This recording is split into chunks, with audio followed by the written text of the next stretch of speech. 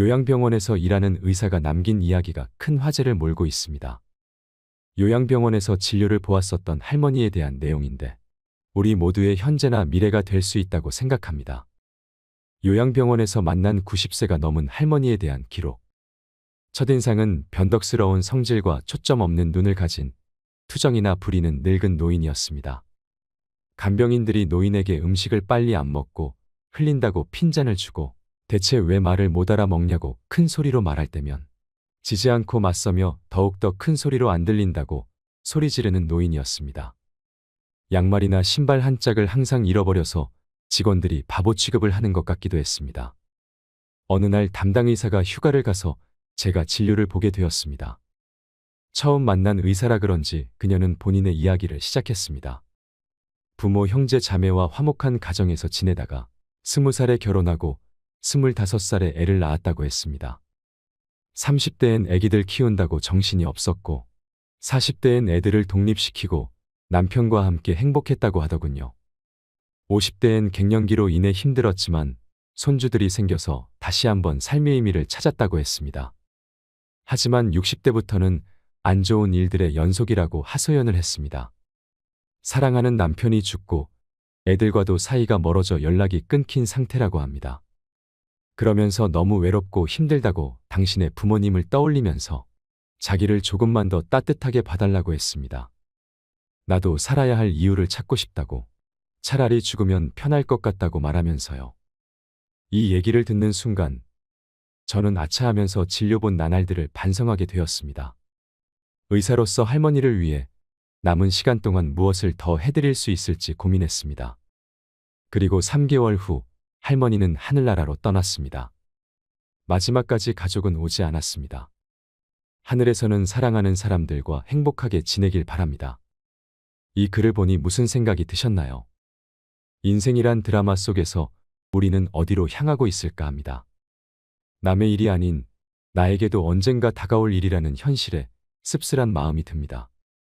왜 우리는 요양병원에 가야만 할까요? 왜 우리는 요양병원에 보내야 할까요? 요양병원은 과연 누구를 위해 존재하는 것일까요? 이에 대해 한 번이라도 생각해 보신 적이 있나요? 요양병원은 우리나라 고령화와 인구 피라미드 구조상 시간이 지남에 따라 필요해졌고 이제는 필수 불가결한 산업이 되었습니다. 늙어서 요양원과 요양병원에 안 가면 어디로 갈 수 있겠냐고 생각하시는 분들이 많지요. 하지만 지금의 요양원과 요양병원이 정말 우리의 부모님을 편하게 모실 수 있는 곳일까요?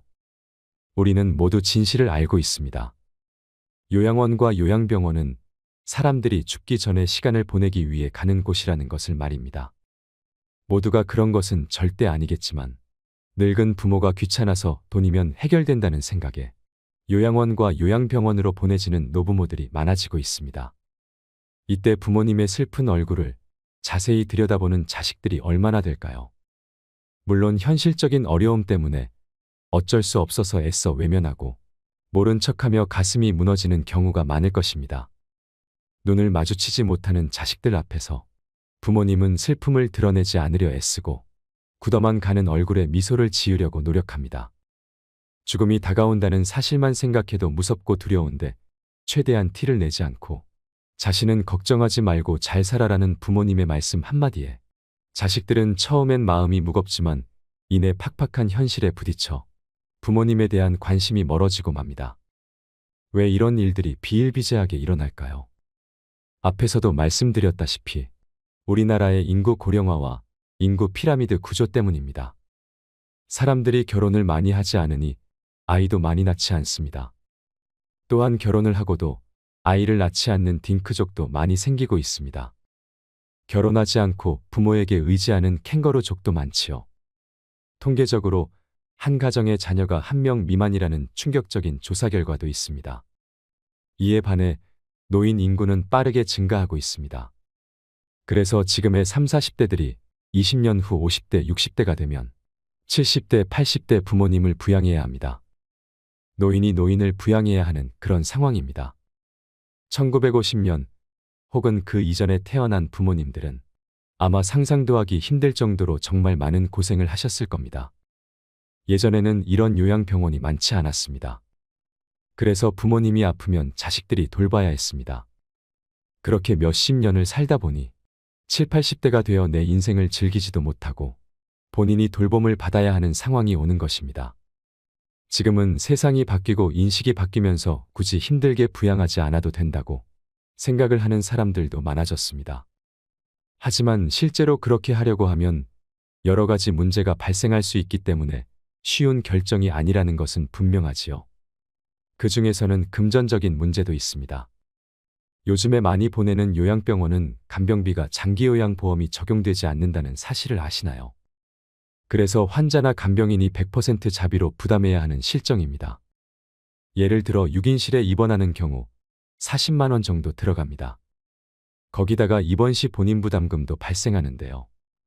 그 액수가 보통 60만 원 정도가 되는데 기저귀 비용 등을 더하면 최소 110만 원 정도는 잡아야 합니다. 쾌적하고 시설이 좋은 곳은 간병비를 80만 원까지도 받습니다.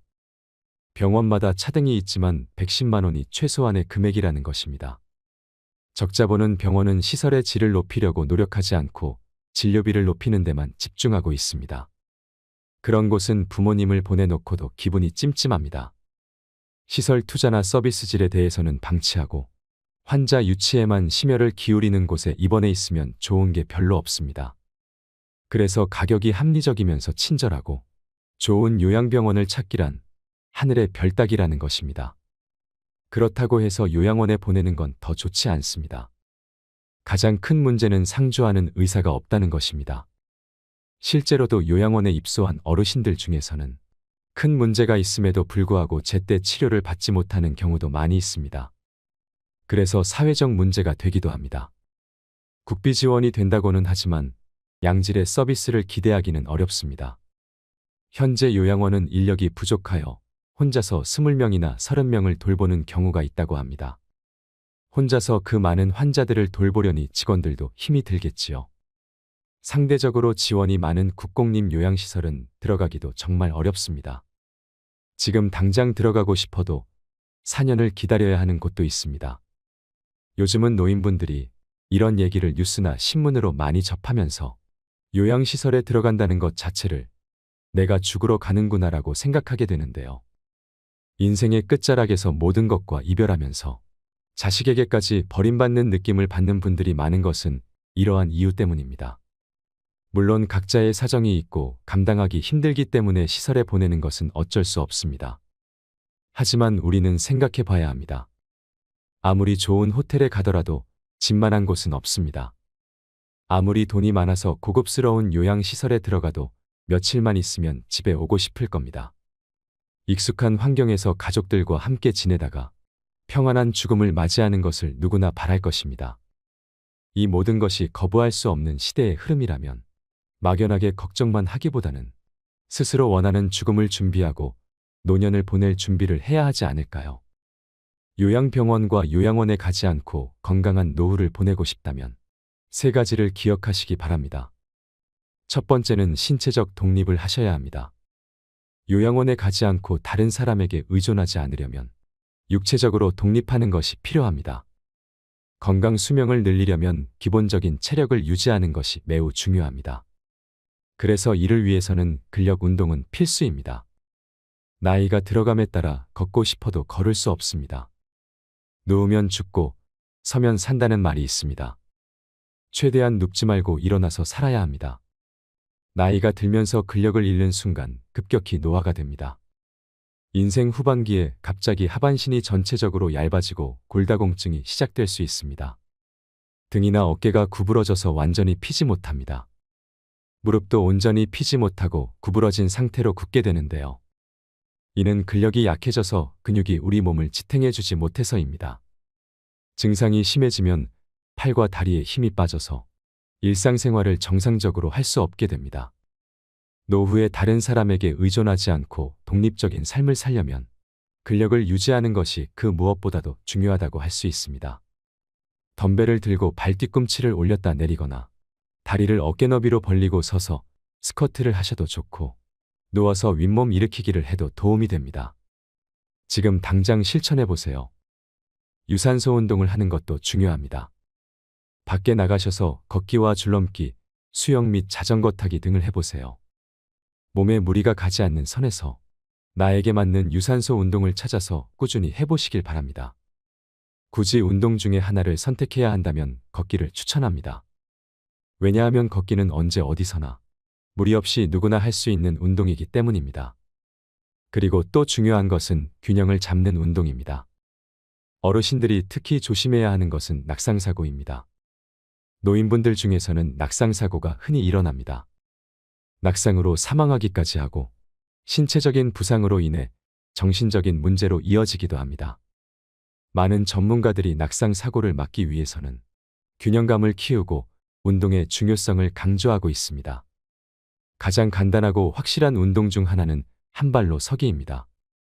한 발로 서는 것은 균형 감각을 향상시키는 좋은 방법 중에 하나입니다. 넘어지지 않게 옆에 손잡이를 두고 어디서든 혼자서 간편하게 할 수 있습니다.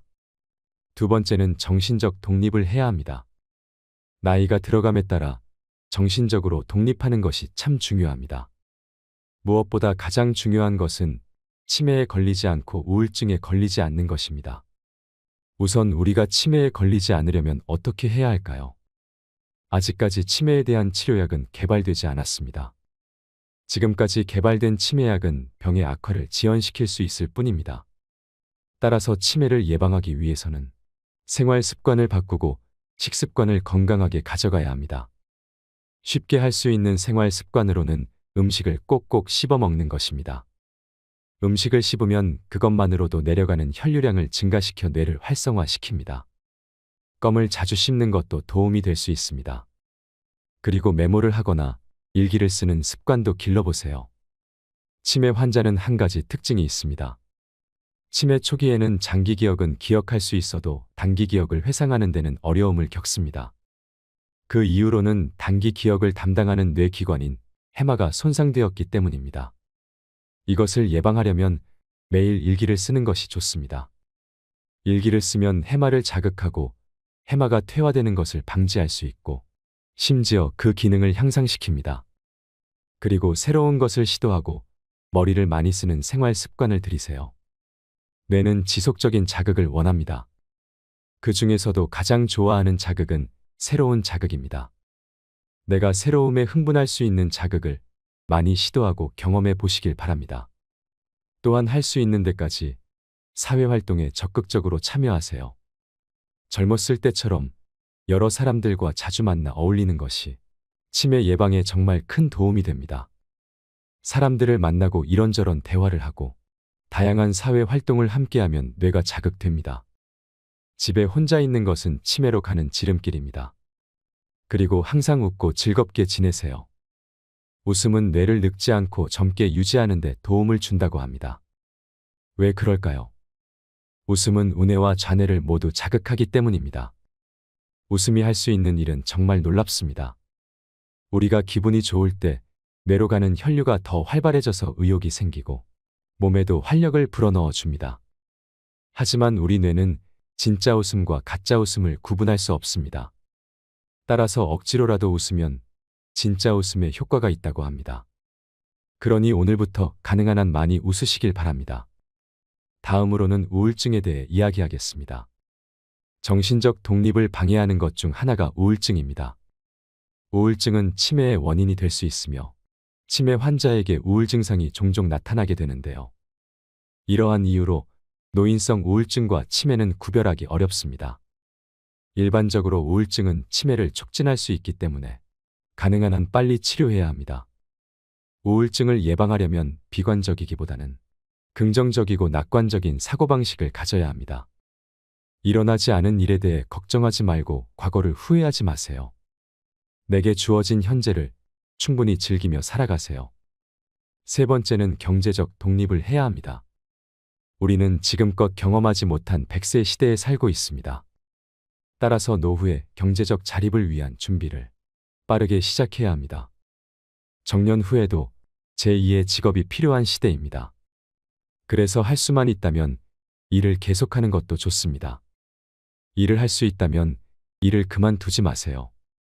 일을 그만두어도 자신을 계속 발전시키고 새로운 것을 피하지 말고 무엇이든 할 수 있다는 마음가짐으로 배워보세요.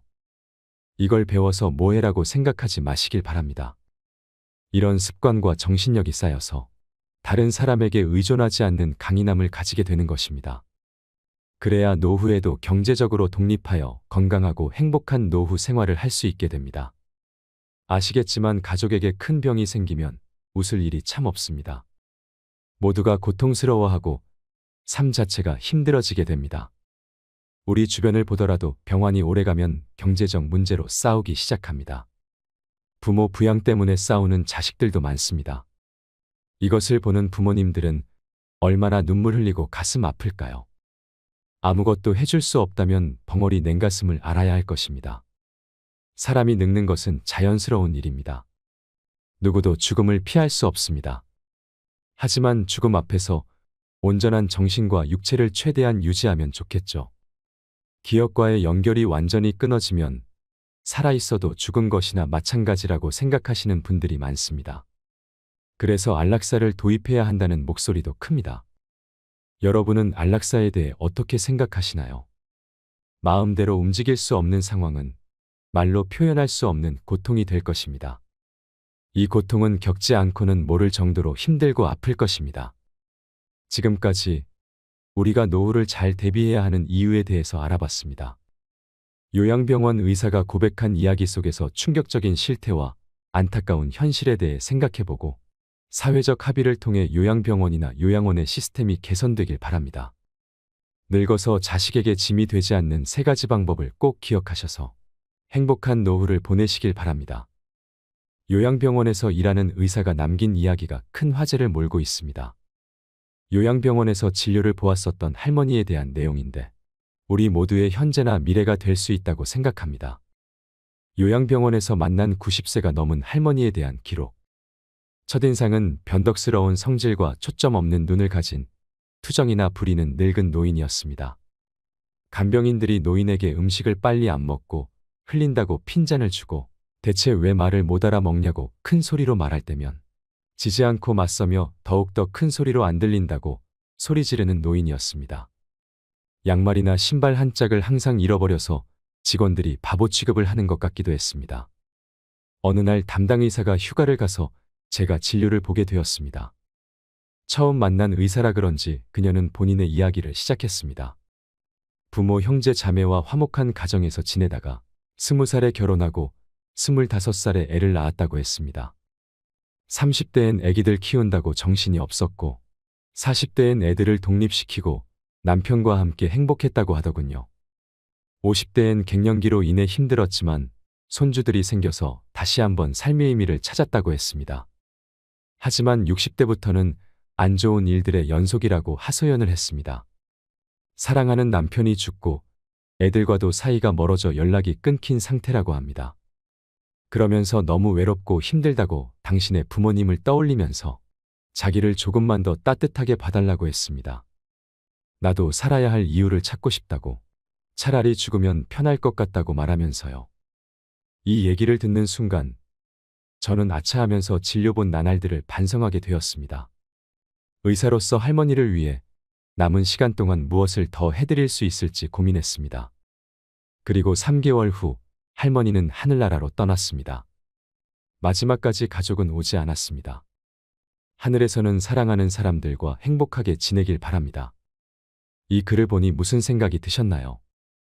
인생이란 드라마 속에서 우리는 어디로 향하고 있을까 합니다. 남의 일이 아닌 나에게도 언젠가 다가올 일이라는 현실에 씁쓸한 마음이 듭니다. 왜 우리는 요양병원에 가야만 할까요? 왜 우리는 요양병원에 보내야 할까요?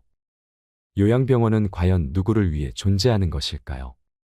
이에 대해 한 번이라도 생각해 보신 적이 있나요? 요양병원은 우리나라 고령화와 인구 피라미드 구조상 시간이 지남에 따라 필요해졌고 이제는 필수 불가결한 산업이 되었습니다. 늙어서 요양원과 요양병원에 안 가면 어디로 갈 수 있겠냐고 생각하시는 분들이 많지요. 하지만 지금의 요양원과 요양병원이 정말 우리의 부모님을 편하게 모실 수 있는 곳일까요? 우리는 모두 진실을 알고 있습니다. 요양원과 요양병원은 사람들이 죽기 전에 시간을 보내기 위해 가는 곳이라는 것을 말입니다. 모두가 그런 것은 절대 아니겠지만 늙은 부모가 귀찮아서 돈이면 해결된다는 생각에 요양원과 요양병원으로 보내지는 노부모들이 많아지고 있습니다. 이때 부모님의 슬픈 얼굴을 자세히 들여다보는 자식들이 얼마나 될까요?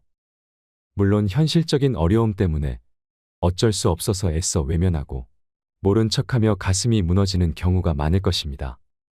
눈을 마주치지 못하는 자식들 앞에서 부모님은 슬픔을 드러내지 않으려 애쓰고 굳어만 가는 얼굴에 미소를 지으려고 노력합니다. 죽음이 다가온다는 사실만 생각해도 무섭고 두려운데 최대한 티를 내지 않고 자신은 걱정하지 말고 잘 살아라는 부모님의 말씀 한마디에 자식들은 처음엔 마음이 무겁지만 이내 팍팍한 현실에 부딪혀 부모님에 대한 관심이 멀어지고 맙니다. 왜 이런 일들이 비일비재하게 일어날까요? 앞에서도 말씀드렸다시피 우리나라의 인구 고령화와 인구 피라미드 구조 때문입니다. 사람들이 결혼을 많이 하지 않으니 아이도 많이 낳지 않습니다. 또한 결혼을 하고도 아이를 낳지 않는 딩크족도 많이 생기고 있습니다. 결혼하지 않고 부모에게 의지하는 캥거루족도 많지요. 통계적으로 한 가정의 자녀가 1명 미만이라는 충격적인 조사 결과도 있습니다.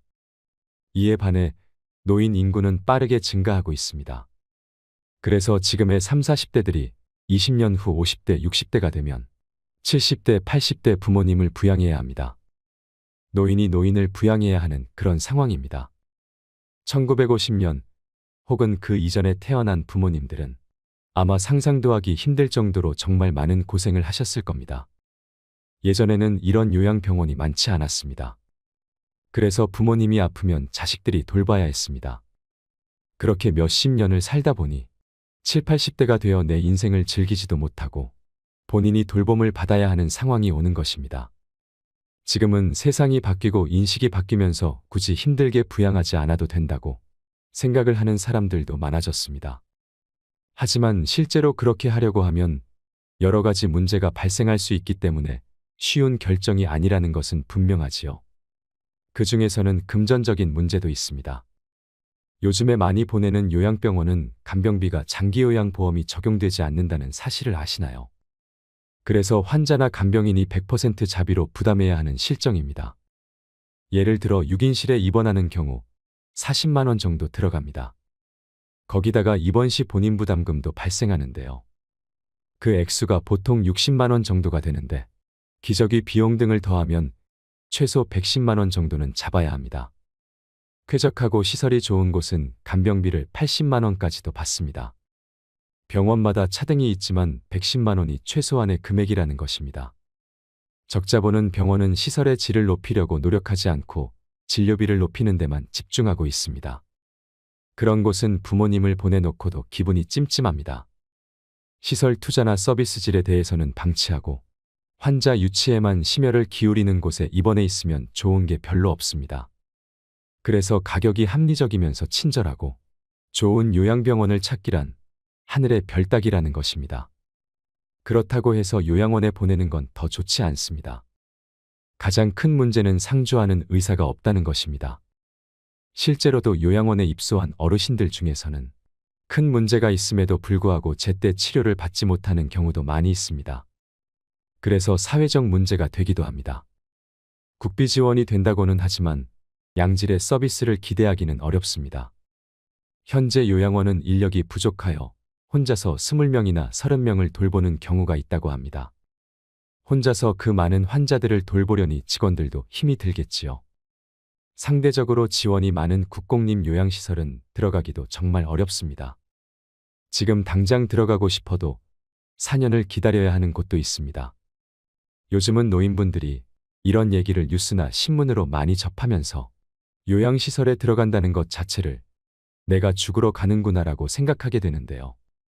인생의 끝자락에서 모든 것과 이별하면서 자식에게까지 버림받는 느낌을 받는 분들이 많은 것은 이러한 이유 때문입니다. 물론 각자의 사정이 있고 감당하기 힘들기 때문에 시설에 보내는 것은 어쩔 수 없습니다. 하지만 우리는 생각해 봐야 합니다. 아무리 좋은 호텔에 가더라도 집만한 곳은 없습니다.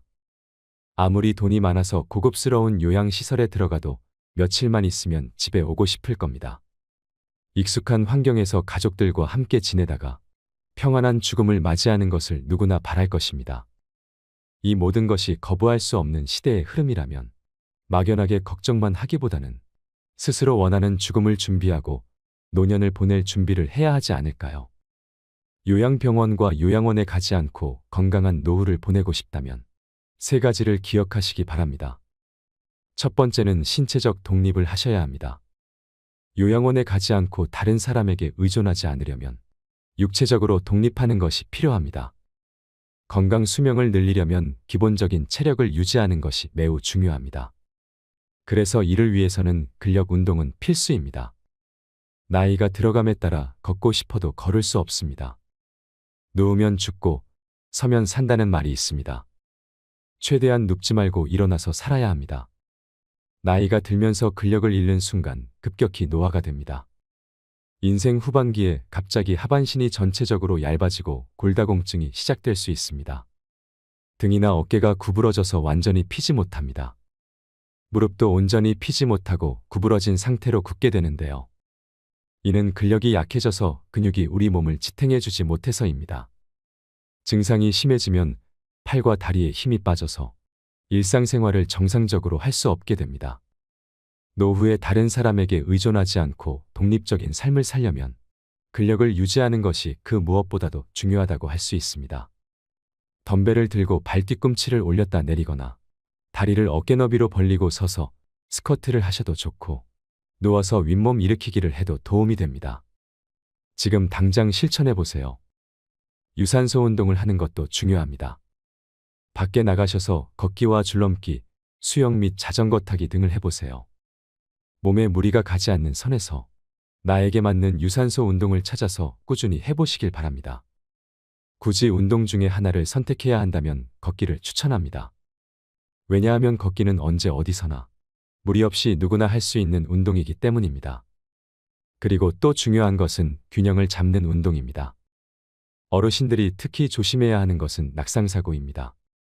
노인분들 중에서는 낙상사고가 흔히 일어납니다.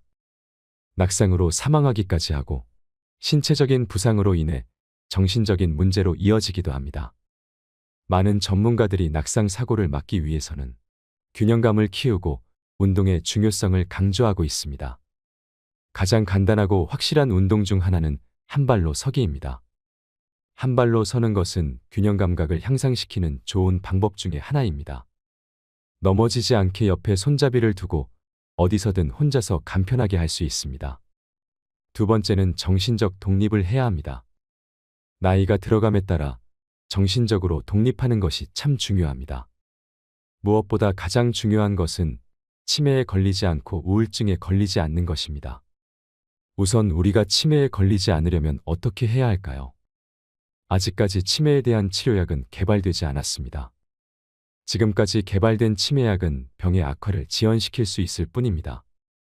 따라서 치매를 예방하기 위해서는 생활 습관을 바꾸고 식습관을 건강하게 가져가야 합니다.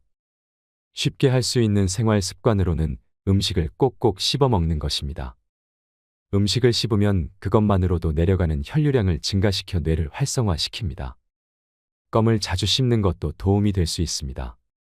그리고 메모를 하거나 일기를 쓰는 습관도 길러보세요. 치매 환자는 한 가지 특징이 있습니다. 치매 초기에는 장기 기억은 기억할 수 있어도 단기 기억을 회상하는 데는 어려움을 겪습니다. 그 이유로는 단기 기억을 담당하는 뇌기관인 해마가 손상되었기 때문입니다. 이것을 예방하려면 매일 일기를 쓰는 것이 좋습니다. 일기를 쓰면 해마를 자극하고 해마가 퇴화되는 것을 방지할 수 있고 심지어 그 기능을 향상시킵니다. 그리고 새로운 것을 시도하고 머리를 많이 쓰는 생활 습관을 들이세요. 뇌는 지속적인 자극을 원합니다. 그 중에서도 가장 좋아하는 자극은 새로운 자극입니다. 내가 새로움에 흥분할 수 있는 자극을 많이 시도하고 경험해 보시길 바랍니다. 또한 할 수 있는 데까지 사회활동에 적극적으로 참여하세요. 젊었을 때처럼 여러 사람들과 자주 만나 어울리는 것이 치매 예방에 정말 큰 도움이 됩니다. 사람들을 만나고 이런저런 대화를 하고 다양한 사회 활동을 함께하면 뇌가 자극됩니다. 집에 혼자 있는 것은 치매로 가는 지름길입니다. 그리고 항상 웃고 즐겁게 지내세요. 웃음은 뇌를 늙지 않고 젊게 유지하는 데 도움을 준다고 합니다. 왜 그럴까요? 웃음은 우뇌와 좌뇌를 모두 자극하기 때문입니다. 웃음이 할 수 있는 일은 정말 놀랍습니다. 우리가 기분이 좋을 때 뇌로 가는 혈류가 더 활발해져서 의욕이 생기고 몸에도 활력을 불어넣어 줍니다. 하지만 우리 뇌는 진짜 웃음과 가짜 웃음을 구분할 수 없습니다. 따라서 억지로라도 웃으면 진짜 웃음에 효과가 있다고 합니다. 그러니 오늘부터 가능한 한 많이 웃으시길 바랍니다. 다음으로는 우울증에 대해 이야기하겠습니다. 정신적 독립을 방해하는 것 중 하나가 우울증입니다. 우울증은 치매의 원인이 될 수 있으며 치매 환자에게 우울 증상이 종종 나타나게 되는데요. 이러한 이유로 노인성 우울증과 치매는 구별하기 어렵습니다. 일반적으로 우울증은 치매를 촉진할 수 있기 때문에 가능한 한 빨리 치료해야 합니다. 우울증을 예방하려면 비관적이기보다는 긍정적이고 낙관적인 사고방식을 가져야 합니다. 일어나지 않은 일에 대해 걱정하지 말고 과거를 후회하지 마세요. 내게 주어진 현재를 충분히 즐기며 살아가세요. 세 번째는 경제적 독립을 해야 합니다. 우리는 지금껏 경험하지 못한 100세 시대에 살고 있습니다. 따라서 노후의 경제적 자립을 위한 준비를 빠르게 시작해야 합니다. 정년 후에도 제2의 직업이 필요한 시대입니다. 그래서 할 수만 있다면 일을 계속하는 것도 좋습니다. 일을 할 수 있다면 일을 그만두지 마세요. 일을 그만두어도 자신을 계속 발전시키고 새로운 것을 피하지 말고 무엇이든 할 수 있다는 마음가짐으로 배워보세요. 이걸 배워서 뭐해라고 생각하지 마시길 바랍니다. 이런 습관과 정신력이 쌓여서 다른 사람에게 의존하지 않는 강인함을 가지게 되는 것입니다. 그래야 노후에도 경제적으로 독립하여 건강하고 행복한 노후 생활을 할 수 있게 됩니다. 아시겠지만 가족에게 큰 병이 생기면 웃을 일이 참 없습니다. 모두가 고통스러워하고 삶 자체가 힘들어지게 됩니다. 우리 주변을 보더라도 병환이 오래가면 경제적 문제로 싸우기 시작합니다. 부모 부양 때문에 싸우는 자식들도 많습니다. 이것을 보는 부모님들은 얼마나 눈물 흘리고 가슴 아플까요? 아무것도 해줄 수 없다면 벙어리 냉가슴을 알아야 할 것입니다. 사람이 늙는 것은 자연스러운 일입니다. 누구도 죽음을 피할 수 없습니다.